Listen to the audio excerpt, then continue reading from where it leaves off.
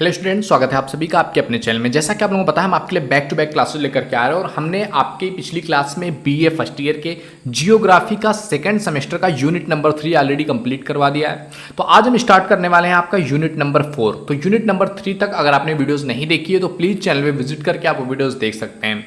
And अगर आपको channel पर वो चीज़ें जो है एक सीक्वेंस में नहीं मिल रही हैं तो आप प्लेलिस्ट में जा सकते हैं, जहाँ पर पूरा एक सीरियल में आपको चीज़ें मिल जाएंगे बैक टू बैक जो भी क्लासेज हमारी हुई हैं। तो प्लीज़ चैनल पर एक बार विजिट जरूर कर लीजिएगा अगर आप पहली बार इस चैनल पे आए हुए हैं तो आज हमारा यूनिट नंबर 4 का डे नंबर 1 है, यानी कि यूनिट नंबर 1 पर आज की हमारी पहली वीडियो है। तो चलिए टाइम ना वेस्ट करते हुए स्टार्ट करते हैं। तो यूनिट नंबर 4 है मानव बस्तियां।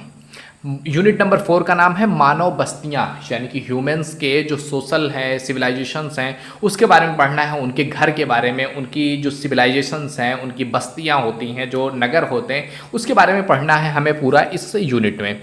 एंड हर यूनिट में आपको पता होगा कि हर यूनिट में हम आपको जो है इस यूनिट से रिलेटेड जितने भी आपके अति लघु उत्तरीय क्वेश्चन आ सकते हैं वो पढ़ाते हैं, लघु उत्तरीय क्वेश्चन आ सकते हैं वो पढ़ाते हैं, उसके बाद दीर्घ उत्तरीय क्वेश्चन अगर उससे क्या पूछेगा वो पढ़ा देते हैं, ऑप्टिकल क्वेश्चन अगर आपसे पूछा जा रहा है ऑप्शनल क्वेश्चन तो इस यूनिट से रिलेटेड क्या आ सकता है, तो वो सारा कुछ हम डिस्कस कर रहे हैं। तो डोंट वरी, आपको कुछ भी टेंशन लेने की जरूरत नहीं है। जिस भी फॉर्मेट में आपकी एग्जामिनेशन में पूछा जा रहा है everything is available on this channel. तो प्लीज सब्सक्राइब जरूर कीजिए, अपने फ्रेंड सर्कल में सभी के पास शेयर कीजिए, जिससे कि उनकी भी क्या हो सके, हेल्प हो सके। तो चलिए देखते हैं इसमें अति लघु उत्तरीय क्वेश्चंस में पहला क्वेश्चन आपको दिख रहा है कि मानव बस्तियों के जो बस्तियां हैं, मनुष्य का नगर है, उसकी उत्पत्ति की विवेचना कीजिए कि ये चीजें क्यों बनी। तो देखिए, अगर हम इसको समझने की कोशिश करें, इसके आंसर की तरफ बढ़ें, तो भूगोल, सांख्यिकी और पुरातत्व जो शास्त्र है उसमें बस्ती, इलाका या आबादी वाला स्थान जो है वो एक समुदाय है जिसमें क्या होते हैं, लोग रहते हैं। बस्ती की जटिलता के द्वारा श्रेणीकर के अनुसार सबसे बड़े शहरों के आसपास नगरीय क्षेत्र से लेकर के छोटी संख्या के जो आवासों के समूह हैं वो शामिल होते हैं। बस्ती के अंतर्गत आपका गांव, कस्बा और शहर सभी शामिल हो सकते हैं। अगर आप एक बस्ती की बात करें तो एक बस्ती में गांव भी आ सकता है, शहर भी आ सकता है, कस्बा भी आ सकता है। एक बस्ती में ऐतिहासिक गुण हो सकते हैं, जैसे कि तिथि या युग जिसमें इस बस्ती को बसाया गया हो कि ये बस्ती इस टाइम पीरियड पर बसाया गया है। एक बस्ती में प्रथा अनुसार जो है सड़क, तालाब, पार्क, मंदिर, मस्जिद जैसी चीज़ें जो है सुविधा अनुसार बनाई जा सकती हैं और सुविधा अनुसार उनको देखा जा सकता है, समझा जा सकता है। एक स्थान जो साधारणतया अस्थायी रूप से बसा हुआ हो उसे हम मानव बस्ती कहते हैं, कि मतलब अस्थायी रूप से वो चीज़ क्या है, बस गया है, बसाया गया है, तो वो क्या कहलाता है, मानव बस्ती कहलाता है। मकानों का स्वरूप जो है उसको बदला जा सकता है, उसके काम बदले जा सकते हैं, परंतु वस्तुएं जो होती हैं, बस्तियां जो होती हैं वो समय और स्थान के साथ निरंतर बसती रहती हैं। कुछ बस्तियां अस्थायी हो सकती हैं जिसमें निवास कुछ समय के लिए किया जाए, जैसे कि एक ऋतु के लिए लोग जाकर के एक जगह पर बस जाएं तो वो भी बस्ती होगी। आवास समूहों को मानव अधिवास या बस्तियों के नाम से जाना जाता है। और इस समूह में जो लोग होते हैं वो आवासों में जो आते हैं वो तंबू भी हो सकती है, झोपड़ी भी हो सकती है, कच्चे मकान हो सकते हैं, पक्के मकान हो सकते हैं, बहुमंजिला इमारतें भी हो सकती हैं।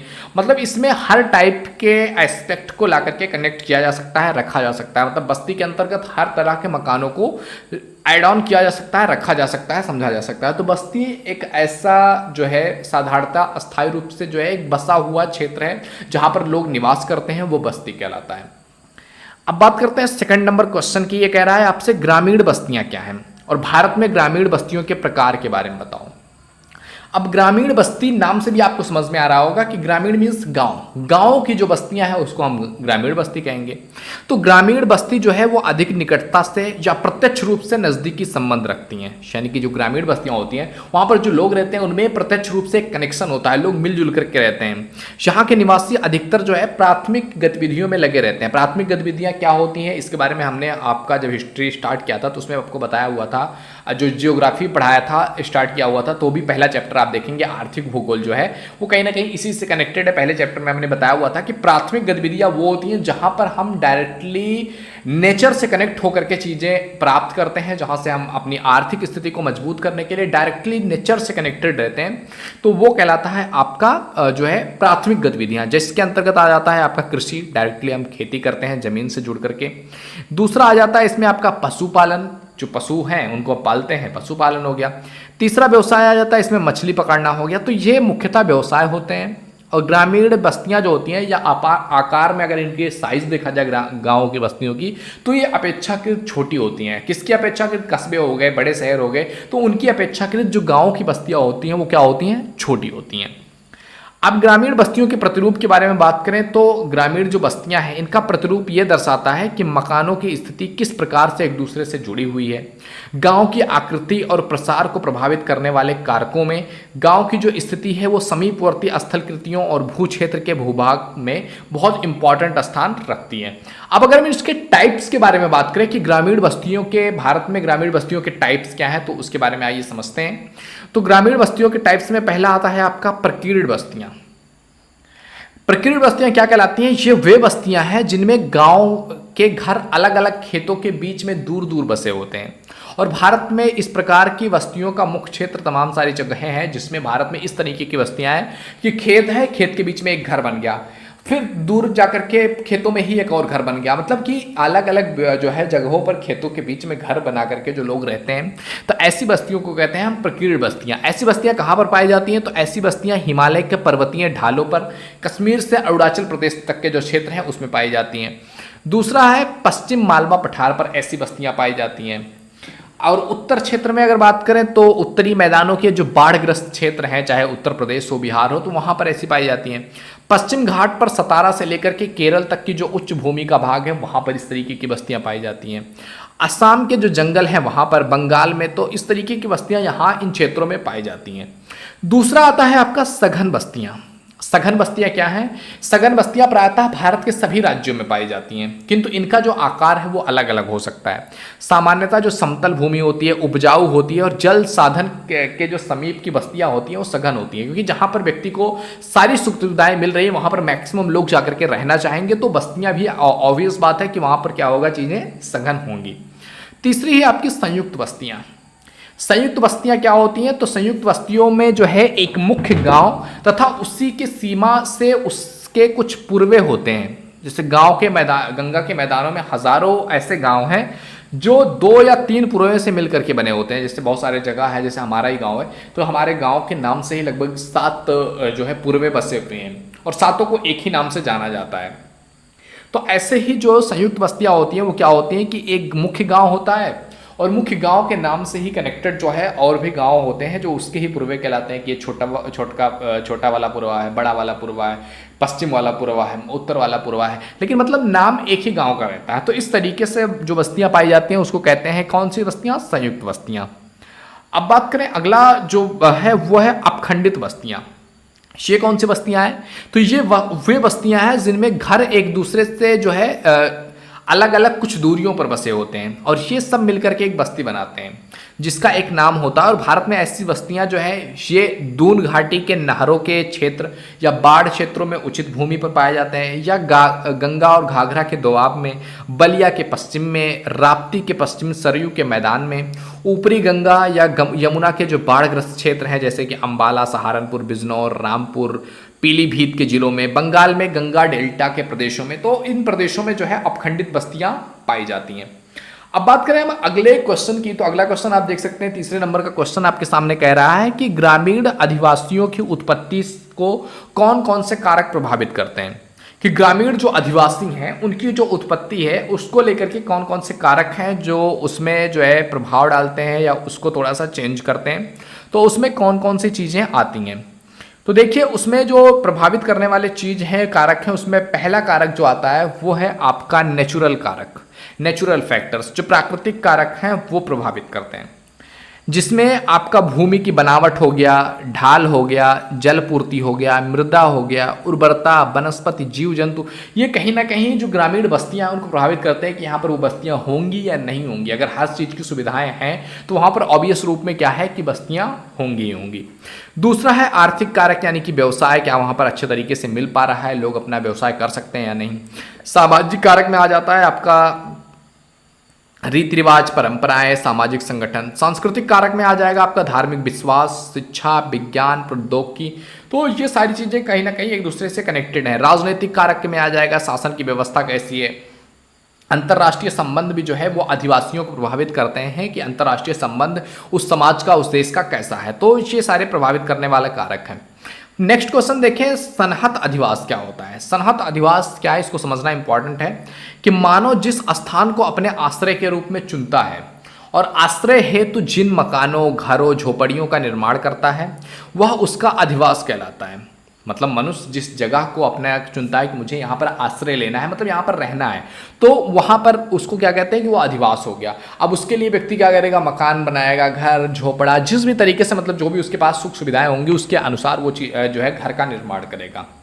क्योंकि जो है इसके द्वारा मानवीय बस्तियों का निर्माण होता है, तो इन मानवीय बस्तियों को तमाम सारे नामों से पुकारा जाता है। जैसे कि बंगला, जैसे जो बस्तियां हैं इनको बंगला कहा जाता है, कहीं गांव, कहीं कस्बा, कहीं शहर के रूप में जो है। तथा मानव एक सामाजिक प्राणी है, तो इसके जो अपने अधिवास हैं वो हमारे सांस्कृतिक वातावरण का ही एक पार्ट होते हैं, जिसका निर्माण वो प्राकृतिक वातावरण के साथ मिल करके सामंजस्य स्थापित करके करता है। और यही कारण है कि मानव अधिवासों को देख करके हम वहाँ के मनुष्यों की संस्कृति, मतलब मनुष्यों का घर, जो उनका बनावट है, उनका रहन सहन है, उनका जो स्ट्रक्चर है पूरा देख करके हम उनके जो है सामाजिक, उनके सांस्कृतिक, उनके आर्थिक, औद्योगिक विकास का अनुमान लगा सकते हैं कि ये लोग किस तरीके के रूप में रहते होंगे। जैसे कि आप देखो कि प्राचीन समय में जो भी चीज़ें थी, जो भी शहर थे, चाहे हड़प्पा, मोहनजोदड़ो आप देख लो, तो उन शहरों की जब खुदाई किया गया तो उन शहरों का जो स्ट्रक्चर था उसको देख करके उन लोगों के बारे में बताया जा रहा है। उन लोगों के बारे में जो भी हमें जानकारियां मिल रही हैं वो उनका उस तरीके का जो स्ट्रक्चर है, उनका हाउसिंग है, उनका घर है, उनका समाज है, उसी को देख करके उनका पूरा जो है आर्थिक, सामाजिक, राजनीतिक, सांस्कृतिक सारी चीज़ों के बारे में व्याख्या किया गया है। तो कहीं ना कहीं उसका अनुमान लगाया जा सकता है। तो मकानों के वर्गीकरण में सनहत अधिवास भी मकानों के में निवास के अतिरिक्त पशुओं, कृषि उपकरणों के अलग अलग कमरे होते हैं। जैसे कि मानव निवास का घर होता है, पशुओं के रहने के लिए घर होता है, कृषि उपकरण है उनको रखने के लिए घर की ज़रूरत होती है, औद्योगिक उपयोग के लिए घर चाहिए, बड़े बड़े बीज गोदाम चाहिए, शीत ताप के घर चाहिए। तो इन सभी चीज़ों के लिए क्या होता है, एक अलग अलग घर की ज़रूरत होती है। और संपूर्ण भारत में ग्रामीण अधिवास सामूहिक रूप में पाया जाता है और सामूहिक रूप से बसे गांव अनेक प्रकार के होते हैं और ऐसे गांव को एक इकाई के रूप में, ऐसे गांव जो होते हैं वो इकाई के रूप में होते हैं और इन्हीं को सनहत कहा जाता है। नेक्स्ट क्वेश्चन है आपके पास जो है मेगालापोलिस। मेगालापोलिस क्या है? तो देखिए, विश्व के 1 लाख से लेकर के, विश्व में जो 1 लाख से लेकर के 10 लाख की जनसंख्या वाले राज्यों, नगरों को साधारणतः हम नगर या फिर मेट्रोपोलिस कहते हैं। और 10 लाख से 50 लाख की जो जहां पर जनसंख्या पाई जाती है, ऐसे नगरों को विशाल मेट्रोपोलिस कहते हैं। और 50 लाख से ज़्यादा की जनसंख्या जिन नगरों में पाई जाती है उनको बृहत्तम नगर या फिर आपका मेगालोपोलिस कहते हैं। और 1 करोड़ से जहाँ पर अधिक जनसंख्या वाले नगर हैं उनको दानवीय महानगर या फिर नक्रोपोलिस की संज्ञा दी जाती है। और किन्हीं किन्हीं विद्वानों ने जो है 30 लाख से अधिक जनसंख्या वाले नगरों को भी जो है मेगालोपोलिस की श्रेणी में रखते हैं और समझते हैं। तो इस तरीके से मतलब जो जहाँ की जनसंख्या 30 लाख या फिर 50 लाख से ज़्यादा है उनको मेगालोपोलिस नगर कहा जाता है। 10 लाख या इससे अधिक जनसंख्या वाले नगरों को 10 लाख ही या मिलियन सिटी भी कहते हैं।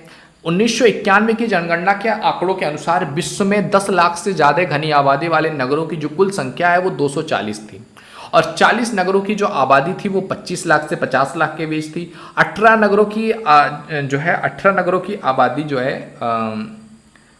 वो 50 लाख से 1 करोड़ के बीच थी और 12 नगरों की जो जनसंख्या थी वो 1 करोड़ से ऊपर थी। शेष 170 नगरों की आबादी 10 लाख से ऊपर थी परंतु 25 लाख से क्या थी, नीचे थी। तो इस तरीके से जो है इन नगरों की आबादी के अनुसार उनका नाम रखा गया है। तो जो नगर 30 लाख से ऊपर या 50 लाख से ऊपर हैं जनसंख्या वाले, उनको कहा जाता है क्या, मेगालोपोलिस की श्रेणी में रखते हैं। तो ये थे हमारे जो है अति लघु उत्तरीय क्वेश्चंस। अब इसके बाद हमको पढ़ना है लघु उत्तरीय क्वेश्चंस, जो कि इसके बाद वाले अगले वीडियो में स्टार्ट होंगे। तो आई होप ये वीडियो तुम्हें समझ में आया होगा, क्योंकि वीडियो लंबी हो रही है। तो नेक्स्ट वीडियो में हम आपका जो है लघु उत्तरीय क्वेश्चन से स्टार्ट करेंगे। तो वीडियो पसंद आए हो तो लाइक जरूर कीजिए। पहली बार चैनल पर आए please visit the channel. If you think it is valuable तो आप सब्सक्राइब भी कर सकते हैं। ओके मेरे दोस्त, तो मिलते हैं आपसे अगले वीडियो में। तब तक के लिए जय हिंद, जय Bharat, thank you, bye bye.